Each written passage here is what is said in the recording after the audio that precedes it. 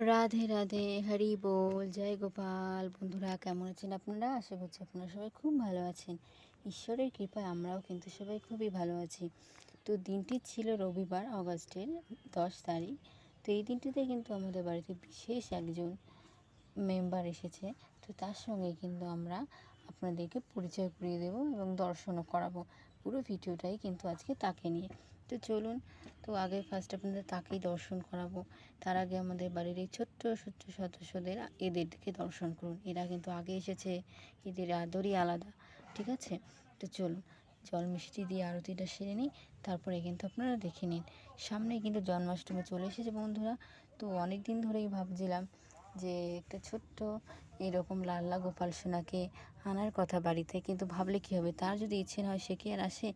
বহুদিন অপেক্ষা করার পর সে আমাদের বাড়িতে, মানে তার নিজেরই বাড়িতে সে এসেছে এতদিন পরে। সামনেই জন্মাষ্টমী, তার আগে আগেই কিন্তু চলে এসেছে জন্মদিনের আগেই। তো আমাদের বাড়ির সবাই তো খুবই খুশি, আর আমি তো মানে সবাই ভীষণ খুশি, কি বলবো বুঝতে পারছি না। তো যাই হোক, আপনারা ওকে দর্শন করুন। আর ও কি মিষ্টি দেখেছেন? ওকে একবার দেখেই কিন্তু মন ভরে যায়। তো ওকে একবার দেখার সঙ্গে সঙ্গে কিন্তু আমরা ওকে নিয়ে চলে এসেছি। তো এই যে ওকে এবার ওর, আমরা না ভাবছি ওর নাম কী রাখবো। আপনাদের কাছে যদি ভালো ভালো নাম থাকে অবশ্যই কমেন্ট করে জানাবেন।